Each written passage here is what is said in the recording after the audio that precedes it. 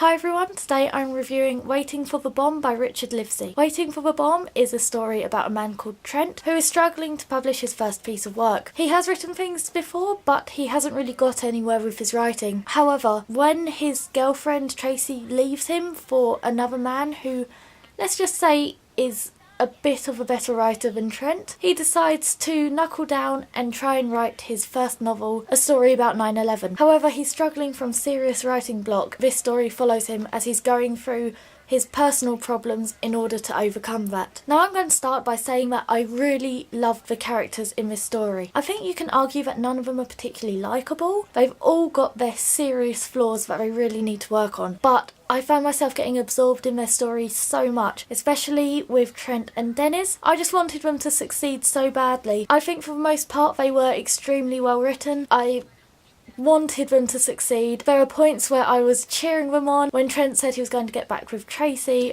I was screaming at the book, telling him to run the other way, because he could not get back with Tracy. I hated her so much. She was such a gold digger, and she said she wasn't, but she so was. She was just with that man because he was rich and famous and well established. I did not like her. Anyway, the main things I was rooting for was Dennis to open his own bookshop and see him succeed in that. He was quite a lazy character. I felt like he didn't try particularly hard until he found something that was his great passion. That's when he really knuckled down and you saw a different side to him, which I really love. You also want Trent to write his story, but at times I think this can get a bit aggravating. There are points where he sits down to try and write but nothing happens, but that's repeated so often in the book that it is quite aggravating. But then again, I'm sure Trent must have felt really aggravated that he couldn't sit down and write, so it kind of puts you in his shoes a little bit. I found the second half of the book was definitely better than the first half. I felt the first half was trying to do so many things at once and it didn't spend enough time focusing on one thing. I didn't know if it was trying to give a political message or a personal message or concentrating on one character or 2, 3, 4. Everyone had a voice and it all got a bit jumbled. However, the second half of the book really picked up for me. I felt it became a lot more focused. It was a lot more focused on Trent and Dennis and their own personal stories, and I really appreciated the fact that it really zoomed in on these two characters rather than making it a whole jumble of things. Once that happened, the story progressed, the characters progressed even more, and I just couldn't put it down. I really did enjoy it. Now, one character that I found really intriguing is the man on the bench.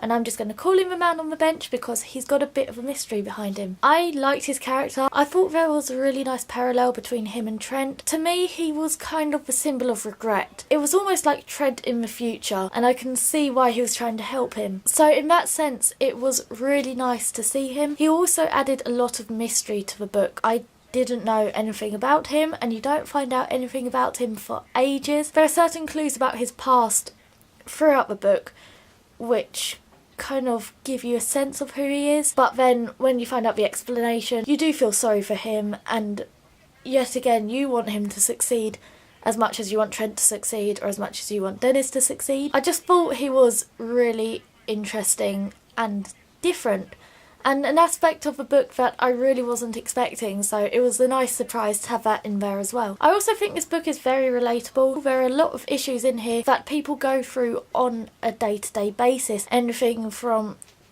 writer's block, for example, or losing a job, or just having no direction in life, not knowing what to do.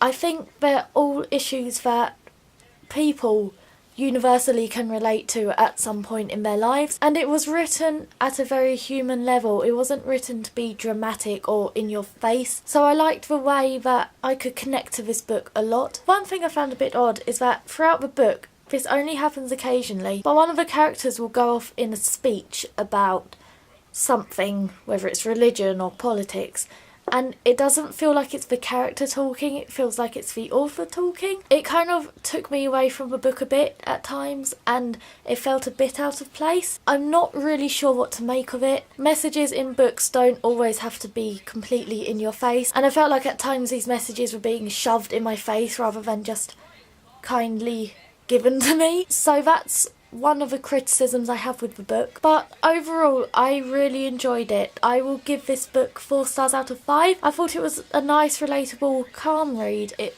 wasn't full of action and adventure, it was just peaceful and full of conflict, obviously, but full of conflict that wasn't over exaggerated or made out to be more than it actually was, and I really liked that about the book. So that was my review of Waiting for the Bomb by Richard Livsey. I hope you enjoyed that. If you have any thoughts or questions whatsoever, please leave them in the comments below.